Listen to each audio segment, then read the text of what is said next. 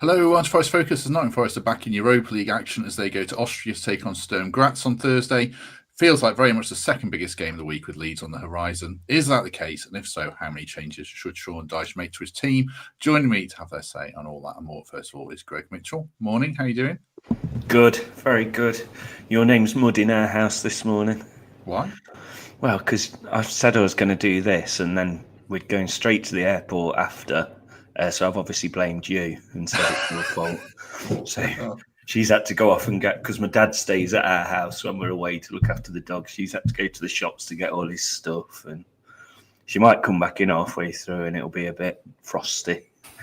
Get a live reaction.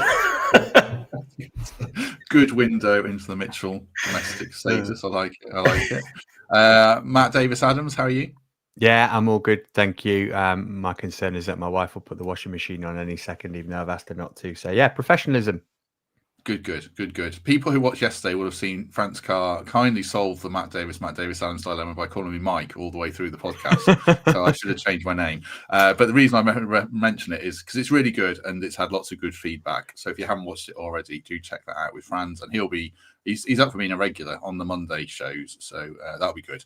Get his take on things on matches at the weekend. Right, let's get into it then. Greg, I mean, I said there in the intro, second biggest game of the week feels not like a sideshow, but secondary. I mean, you're going, so I guess for you, this is something you're looking forward to. How are you viewing the game?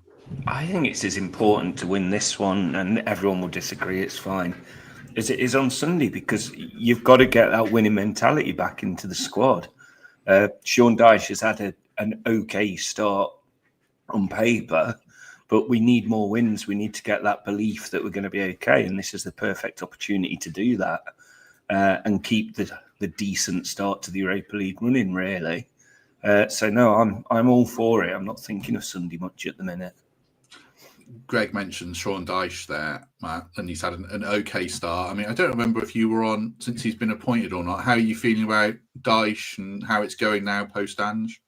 Yeah, I don't think I have been. I mean, I feel better about things now after a couple of positive results. I think it's just been a bit of a sort of period of recalibration for us all, hasn't it? Of what our expectations of this season are going to be, and maybe for a couple of seasons to come. I think we've probably, as a club, been a bit guilty of trying to run before we can walk in some circumstances. And Dyche has come back and just leveled everything off a bit and offered a dose of realism, but also some positivity, which I think has been really helpful. And we're starting to see the fruits of that now, right? Definitely in the Porto game and on Saturday as well, I think. So, yeah, I'm feeling relatively positive, albeit results elsewhere in the Premier League at the weekend do make me worry a little bit. And obviously that's our priority. But I'm not thinking that tomorrow's a distraction. I'm thinking if it is a distraction, it's actually quite a welcome one. And I think the Europa League, with one glaring exception, has given us our best moments of the season so far. So, yeah, should be looking forward to it. Yeah, I mean, 2 good games, 1 bad for Dyche, I suppose, so far, Greg. If it carries on like that, then I think we'll be fine. How are you feeling about it all in general before we drill into this game a bit more? A lot happier than I was 4 weeks ago. I mean, we had that great trip to Seville with the old manager, which was pretty much his only little bright spark, where Dyche is on and off the pitch showing so many more positives, the way he speaks, the way he acts around the place and his team's performances. So there has been improvements. We just need to get the points on the board in both competitions. And I think we will get them. You see all the stats about relegation favourites and what teams do at this time of the year, blah, blah, blah. But I think it's been such a surreal start to the season for us. We can really say, right, forget about all that and just get on with what we're doing and keep slowly building. See these wins come. So, I'll stick with you, Greg, then I'll go back to Matt. I put in my notes, here, it's a shame Europe feels secondary after so much excitement. I mean, is that fair, or do you still feel very much excited? Oh, absolutely. First time in 30 years. I mean, we've got our 4th year in the Premier League now. It's an incredible achievement, and we've got that squad to fight and climb up that table a little bit more. This doesn't feel secondary. Of course, if you're talking like black and white, the league's always a priority. You've got to stay in the Premier League, whatever. But this is a fantastic opportunity for our club to progress. We made the quarterfinals in in the 90s, and there's no reason why we can't get into the knockout this time. So I just think it's brilliant to be on the world stage like we have been. It's fantastic for the fans to be able to watch us, on TV and lucky enough to go there. So we've got to make the most of it. And even now with our squad, if we make changes, it's not really to our detriment. We're still finding out about a lot of these players. So I just see it as a win-win at the minute tomorrow. How do you view it, Matt, then, relative to Leeds? You're much more focused on Leeds than Greg by the sound of it. Yes, I am, but I don't want to dismiss this game because I'm not sure when we're going to get another season in Europe. So it's to be savoured, right? I mean, I feel like I've been slightly detached from it, but because of work commitments, the Betis game's the only one I've been able to watch live. But yeah, we should be enjoying this. We shouldn't be looking at it as something that we could do without. I don't think our league position would be massively different if we didn't have European games. So I don't think we can say that this has been detrimental to how we've done in the Premier League, particularly. Now, the games that have come after European games, a couple of them were Postecoglou was the manager, so we weren't going to win them anyway. And one of them was Bournemouth, where we never win. So, I don't think we can say, the Europa League's cost us points in the Premier League so far. And like, when are Forest ever going to play Sturm Graz again? When's Greg next going to go to Austria to see Forest play? These aren't distractions. These are what we worked so hard for last season. And like I said, I haven't seen many of the games. That's because I'm commentating on the Conference League, and that is absolute dross. It really is bad.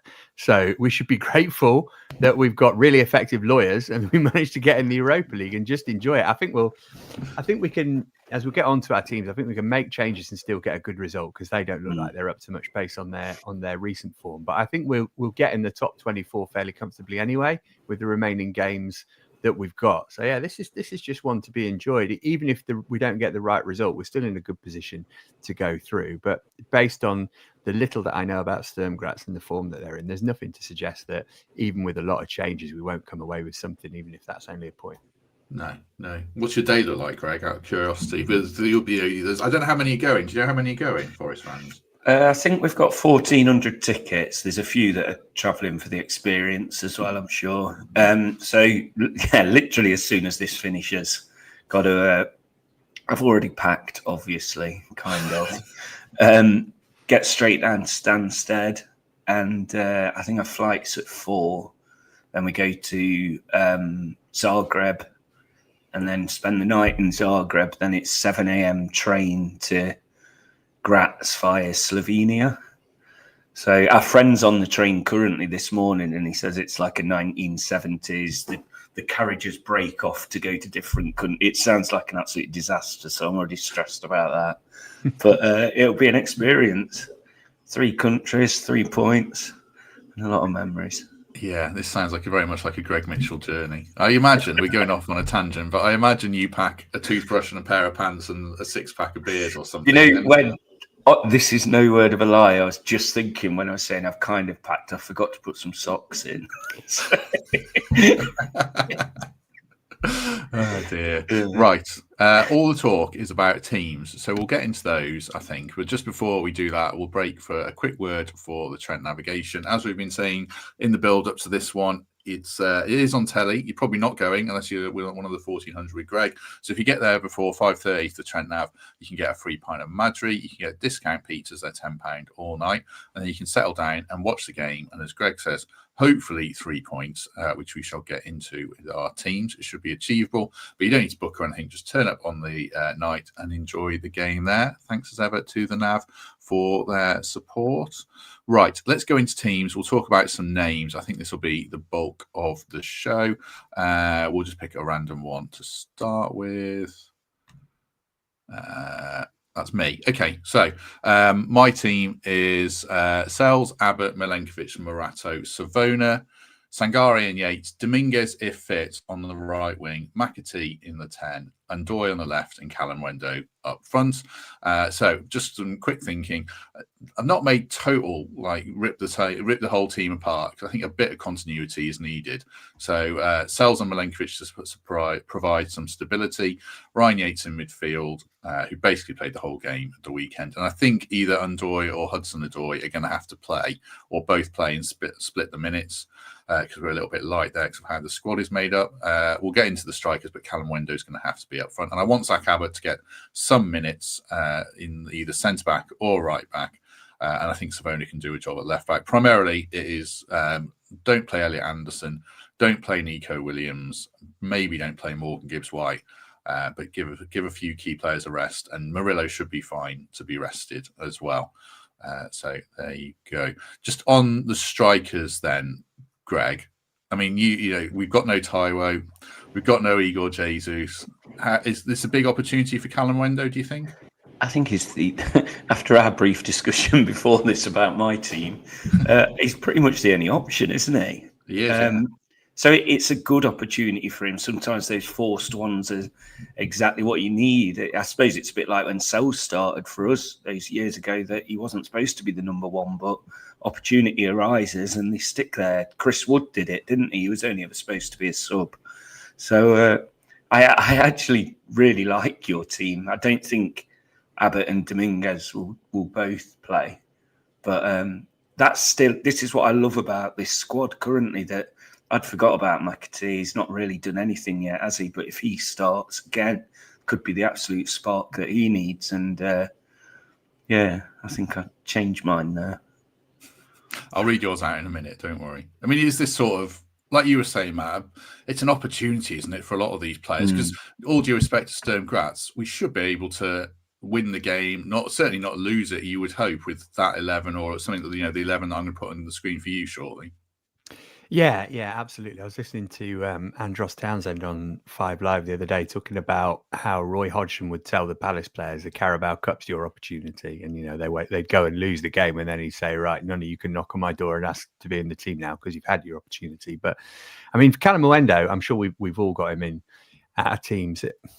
It feels to me like he'll be off in January at this rate, because I'm staggered at how little he's been used. This is somebody who got 17 league goals last season. I don't know whether there's fitness issues or something else going on there, but he hasn't started a game for us yet, has he? He got on at half time at Swansea in the cup, but he's clearly a talented player. France under 21 international, 33 caps, 11 goals for them. I don't know why we haven't tried him a bit more, but whether it's through circumstance because there's no other options, but feels particularly like a massive game for him, and same for some others.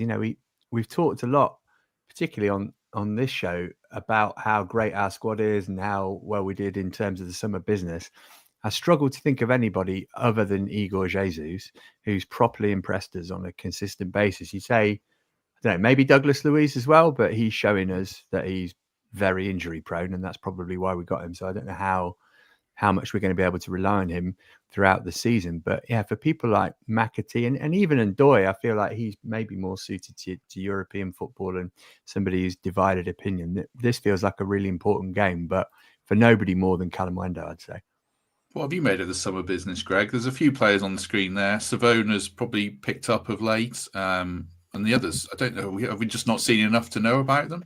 I just don't think, I feel like the season hasn't begun yet. Yeah, the little snippets we saw under different managers, they play in different ways, don't they? So it's possibly not suited them. McAtee's not shown us anything yet, has he? But he just hasn't had the minutes. And Ndoye is probably the only consistent player there of the new starters. And, even he was getting some stick at Man United. I thought he had a dead steady game, to be honest.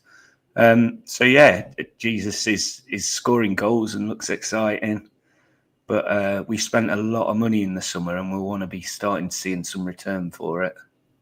I'll put Matt's team up and then we'll talk around some of the other names. So Matt's got John Victor in goal, Abbott, Savona, Willy Bolly, Morato, Dominguez and Yates in midfield, Ndoye, McAtee, Hudson-Odoi and Callum Wendo. So you really ripped the defence apart, Matt, and pretty strong attack still. Just what's your thinking and why you've made so many changes there? Is it wrap everyone in cotton wool that we can't afford to get injured, basically? Basically, yes. I'm expecting a battering for this, and I must give the caveat that I think there's absolutely no chance that this is a team that Sean Dyche would start with. But it's about protecting people. It's also about with John Victor, we've spoken about Matt Sells being out of form, and I think he is. And I think sometimes for a player, just a couple of days not to get all Brian Clough about it, but just a couple of days of clear your head, get away from football can be really useful. And I think there's a case to be made with Sells and with a couple of others, Murillo, Gibbs-White, certainly Anderson spring to mind, to just say, let's not even take them. Let's just let them have the rest, because there's going to be so few opportunities for that to happen as the season progresses. And as I say, this is not a do or die game for us. We've got Utrecht and Malmo to come, who have both performed poorly in the competition so far. So you'd expect to win this game. So I'm not chucking this game by any means, but I do think it is an opportunity to mix things up a bit. I think I'm probably like you, Matt, with Zach Abbott, and this is a drum that I beat before on this show, that like, if not now, then when are we actually going to see this guy? I feel like we're really holding him back at the moment, and he's here for quota reasons rather than that he's got any chance of playing. But I also think that if Sean Dyche gets a look at him in a game situation, he might quite like what he sees. And he's probably earned the chance to feature for us in this competition because he's been a really good soldier, right? He's basically foregone the season of his career where he should be out on loan playing every week in the Championship to sit on our bench and not feature at all. Bolly, he's fine, isn't he? I don't think he's going to massively let you down. I think Savona has been decent. I did miss that up in terms of the signings. Never liked Morata at left back, but Nico at the moment is our most important player, and I can't think of anybody else who'd fill in there. And the rest of them, they're all perfectly capable, aren't they? Yates and Dominguez, Terrier-like, not going to set the world alight in terms of creativity and flair, but you've got McAtee and Hudson-Odoi and Ndoi to do that. I'd like to rotate one of the wingers, but I couldn't think of a suitable alternative, although with your team, maybe Dominguez is the man to do that. And yeah, McAtee, another like Callum Owendo, kind of really enigmatic so far, somebody who's come with a decent reputation we've just not seen anything of. So let's put him in for the start, try and get a bit of confidence in him, say, look, the plan is that you'll get at least an hour here, go and show us what you can do, and let's see if you can actually contribute for us in a meaningful way for the rest of the season. I'll try and do an opposition preview. I'm struggling to nail down the chap to record it, but hopefully I'll bring that to you tomorrow. If not, then we'll just do some minor speculation now. Sturm Graz fourth in the Austrian league, played 11, won 7, lost 4. James in the chat asked, what sort of level Sturm Graz, where would they be in the Premier League? I don't know, Matt. I don't think they'd be in the Premier League. Would they? I think the Austrian league is probably Championship level, isn't it? I would say. Yeah, I think they'd be bottom end Championship. I mean, they are the reigning champions, aren't they?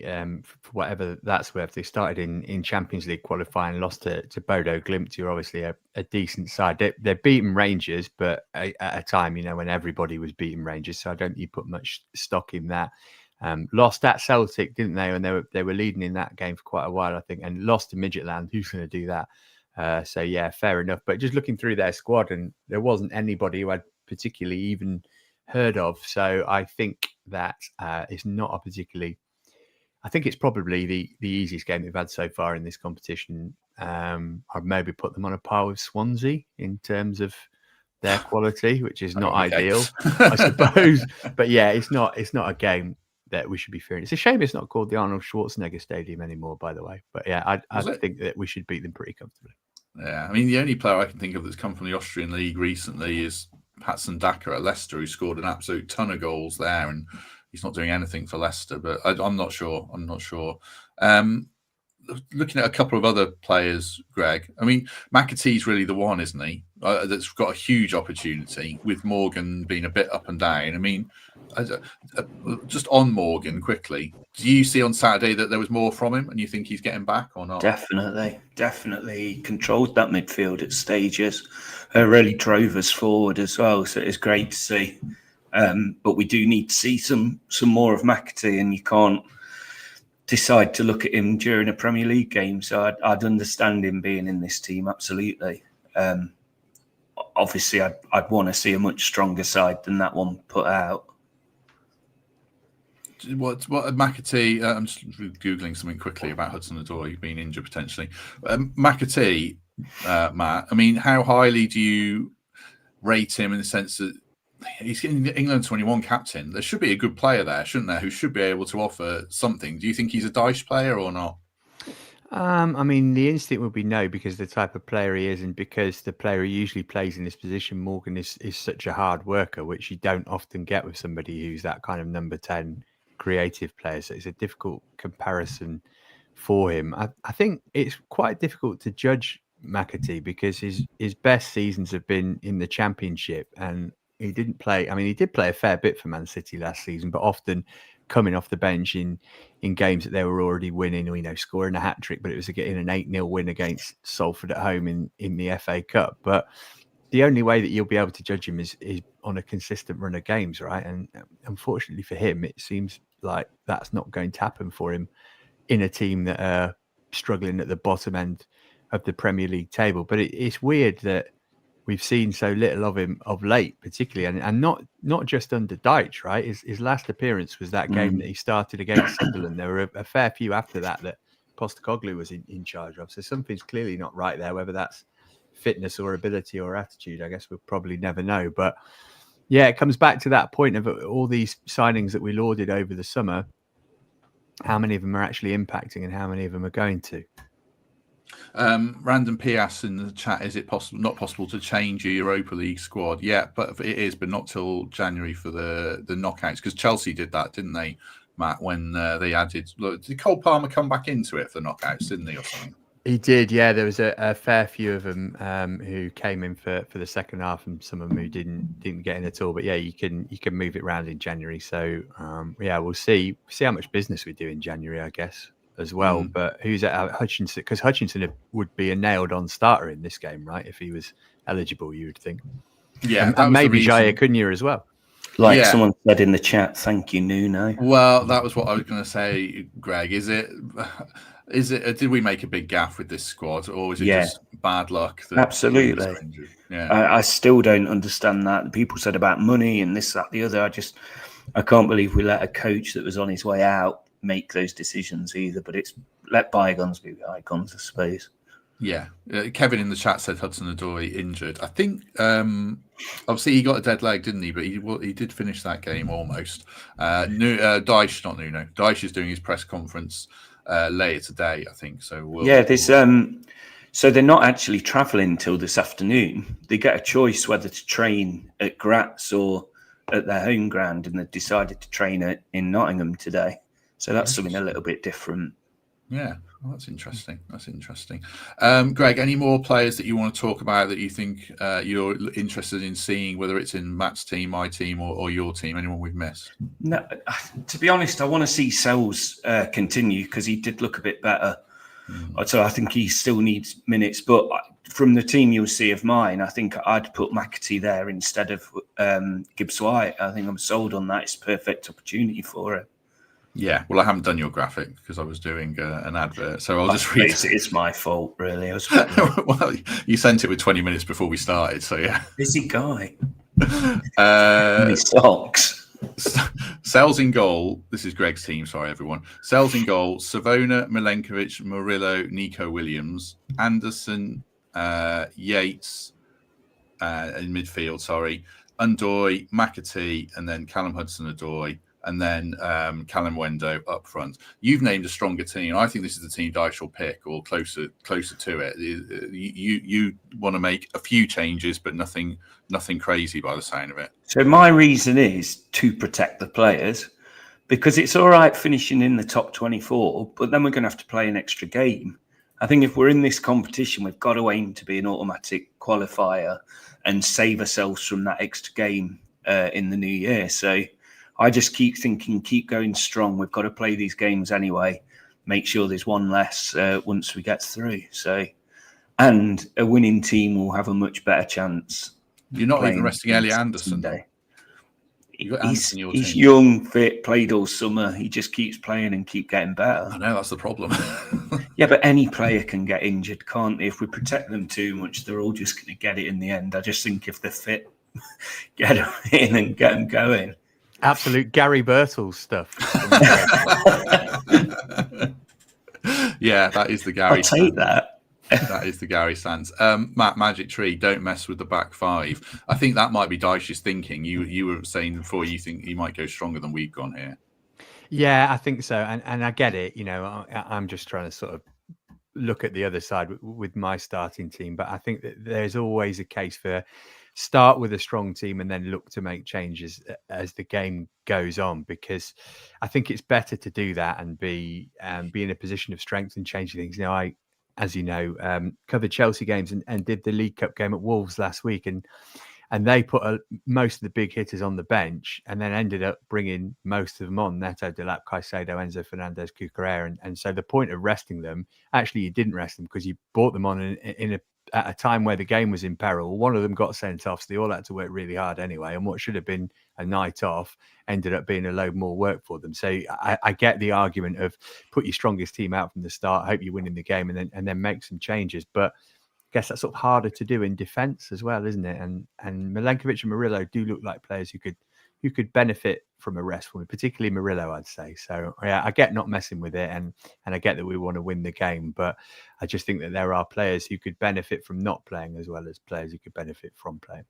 I suppose the Bournemouth game, Greg, was kind of, to me, the red flag of you've got to make changes. But do you think that was maybe a bit overblown because it's a long journey to the south coast? Bournemouth will press the life out of you. Leeds aren't going to do that. It's going to, they're not going to. Leeds aren't going to come at us as much. So you're less worried about a huge rotation then.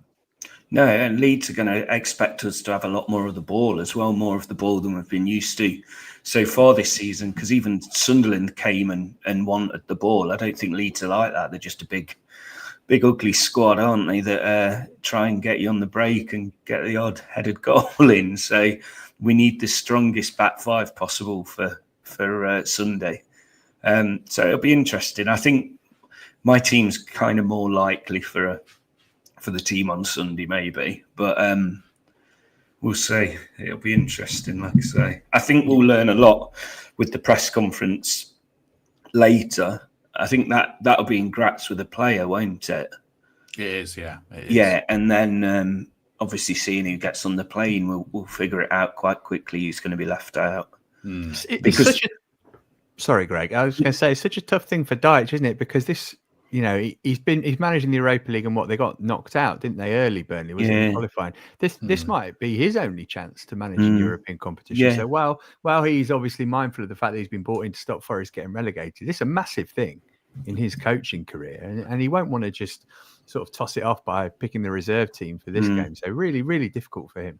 I also think as well it's counterproductive if you rest the players, make them travel all that way and then stick them on the bench. Like if Gibbs White isn't starting, then obviously don't travel, give him some real good recuperation ready for Sunday. Head coach Dyche speaks to the media at 6:15 today by the look of it, so we'll have to wait a little bit. Yeah, Dyche, it is interesting, Matt, just before we start to wrap things up. He's going to get an absolute dog's abuse if he names a strong 11 and then we don't get a result against Leeds, isn't he? It's a tricky spot for him. Yeah, it is. But, he can use both arguments, can't he? He can say, I'm still getting to know these players. I want to see what everybody can do. Or he can say, I'm trying to build some consistency in terms of the team that I want and drill into my starting 11 what I want from them. And I can only do that by drilling it to them in games. I mean, Leeds is a great game for us to come back to. And I'm aware that this season I have talked up the fact that we would beat West Ham at home very easily. But I think if you're going to pick a home game at the moment in the Premier League, it's Leeds. They won at Wolves, and they've lost every other game without scoring on the road so far. So this is a game that we really ought to be winning on Sunday anyway. But yeah, difficult for Dyche. I think he's still got a decent amount of rope. I think he's come into Forest at a really good time. He's kind of like when Alex Ferguson left Man United and everybody said you don't want to be the guy who follows Alex Ferguson. You absolutely do want to be the guy who follows Ange Postecoglou, don't you? That's like the best situation to come into in a lot of ways, particularly with so much of the season left. He's not coming in with 10 games left and we're 4 points from safety or whatever, and it's all backs against the wall and you need results immediately. But yeah, difficult balancing act for him. But it feels to me like everybody's on side with him, right? There was a bit of snobbery at his appointment, which I think came from sort of where we thought we were going to be this season to where we are, but he's not made many missteps so far. So he's got a bit of rope with Forest supporters, I think. Not harking back to that West Ham game too much, but they were still absolutely crap on that day, West Ham, and they still beat us 3-0. So I still think we were right to say that we should have won that game without digging up old stuff there. Right, just before we wrap things up, a word of thanks for Home Move Estate Agents and a property on screen, which I'll just rattle through quickly before we go to final thoughts. This is Hadbury Road, Nottingham. If you're watching on YouTube, you'll see it on screen. If you're listening, click the link in the description, or click the link in the description anyway to learn more about it. So Hadbury Road, Nottingham, 4 bedrooms, 1 bathroom, guide price 265 to 275,000. It is, according to Ben, a charming and versatile extended 4-bedroom semi-detached family home in the heart of Nottingham. And the good thing is there's no upward chain, so you can move in as soon as the lawyers and solicitors and estate agents have got all their money. Nestled in a sought-after neighbourhood, the residents boast excellent access to the City Hospital and Queen's Medical Centre, along with a host of local amenities, schools and parks. I assume that means if you work for the NHS, not that if you need to get to hospital quickly, you're moving to a good spot, but Ben did highlight that. So you can see the video, click the link in the description to learn more about it. And thanks very much to Ben and the guys at Home Move Estate Agents for their support. Greg, any final thoughts, anything you want to add before Laura starts shouting at you to go to the airport? She's not back yet, so I'm safe. She's not back yet? Well, you can get on at her to get a move on. Yeah, because she's all sorted. She's gone to get my dad his food and stuff because he stays to look after the dog. Any final thoughts? I just can't wait to get there and hear the Forest fans. It's going to be a lot different experience, a lot smaller ground.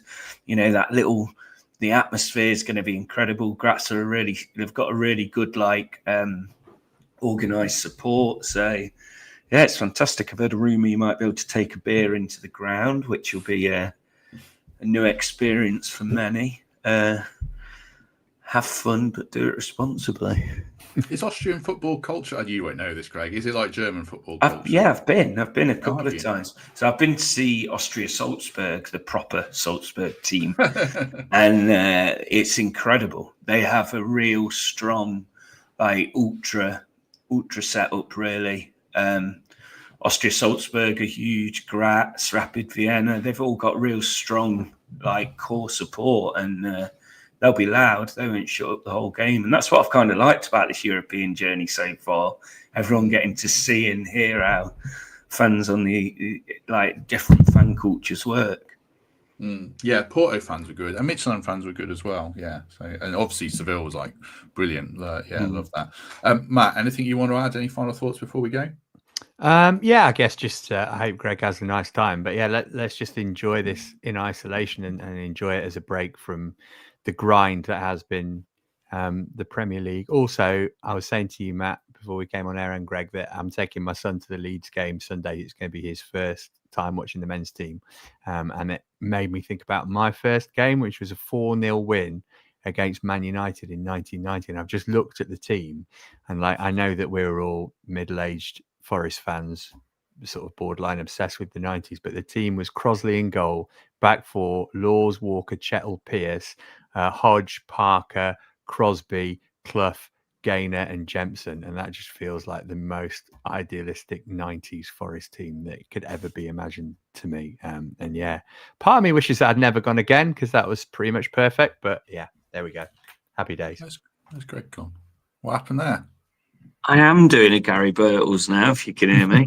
My computer decided to restart. Oh, okay, there you go. What was your first game? It was Wembley. It was Southampton's Zenith Data Systems Cup. Ah, okay. 1992, nice. Yeah, 3-2 it was.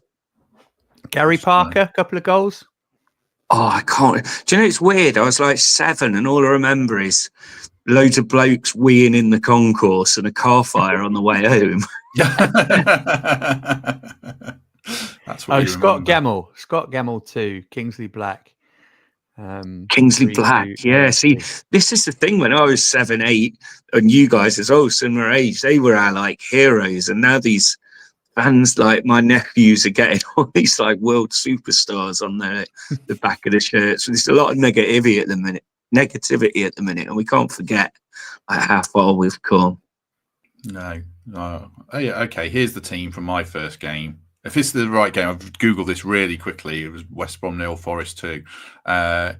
Crossley, Little, Cooper, Chettle, Pierce, Stone, Gemmell, Phillips, Boheenan, Kingsley Black, Stan Collymore. Stan Collymore scored both in a 4-5-1. So that's the same as you, Matt. An archetypal 90s team just a couple of years later. Good times. But these are good times too. And hopefully it carries on tomorrow. Right. If you've enjoyed this, do us a favour, hit like, hit subscribe, consider membership, consider Patreon. Join us on the Discord chat. Lovely 5-star review on Apple or Spotify would be great. We shall be back tomorrow briefly, hopefully with Greg from Graz, if he's not in. I'll find you an opposition fan. Oh yeah, maybe, yeah. Yeah. Yeah, if you can, yeah. Or we'll just have a chat anyway. And then we'll do a post-match show. Tomorrow night, Sam Collins, Mark and Temps will join us for that. And then we'll turn our attention to Leeds on Friday at noon with Mikey, Pete and Dan Story. And then an opposition show on Saturday. So lots coming up, lots to look forward to. Greg Mitchell, safe travels. Thank you very much. No worries. Matt Davies-Adams, thank you very much. Pleasure. Have a good time, Greg. Cheers, mate. Good to speak to you both. Yes, find some socks. Thanks very much, everyone. And if we don't see you tomorrow, we shall see you soon.